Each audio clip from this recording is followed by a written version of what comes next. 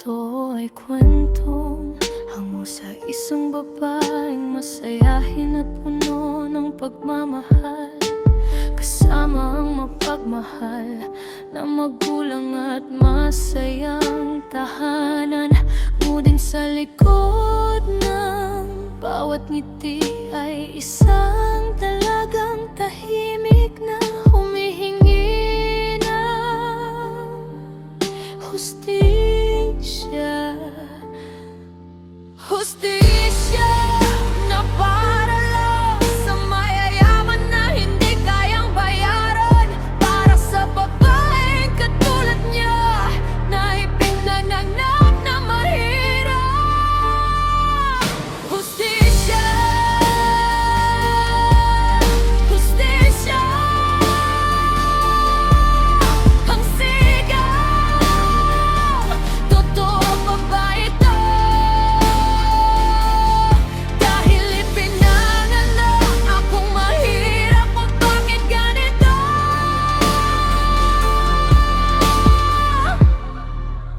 O bakit ganito? Ako ay isang biktima, biktima ng isang kakilakilabot na krimen. Ang may kagagawan nito ay isang grupo ng mga lalaki. Isang gabi sa eskinita, pauwi galing paaralan, biglang may humawak sa aking mga lalaki at sinabing, huwag kang sumigaw kung hindi papatayin kita.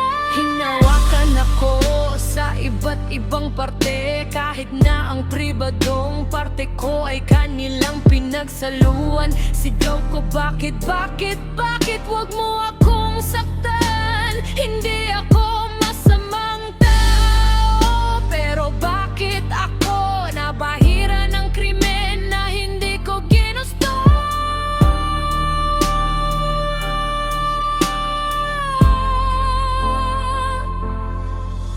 Hustisya,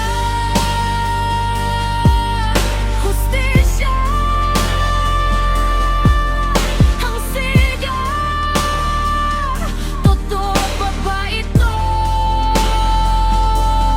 Dahil ipinanganak akong mahirap, o bakit ganito?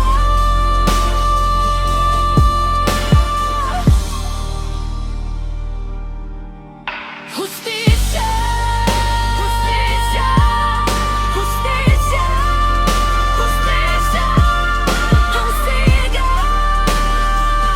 Totoo pa ba ito? Totoo pa ba ito? Dahil ipinanganak akong mahirap, o bakit ganito?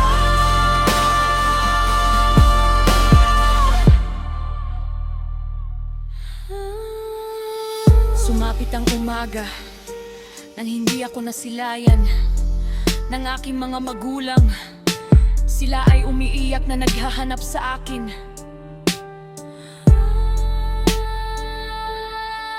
Ngunit isang balita ang sumira sa kanilang buhay, na ako ay natagpuang wala ng buhay sa isang eskinita na walang saplot at halos hindi na makilala. Rinig ng taong bayan ng hiyaw ng aking nanay at ang aking ama, halos dahang-dahang pinatay nang makita niya ang aking malamig na katawan. Hustisya ang sigaw ng aking mga magulang.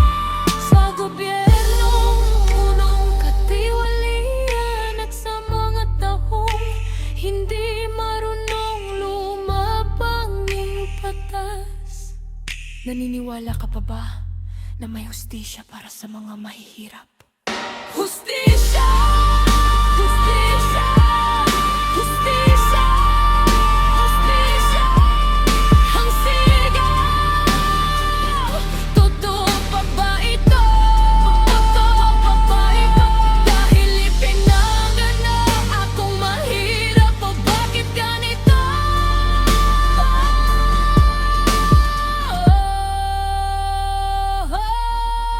Hustisya! Hustisya!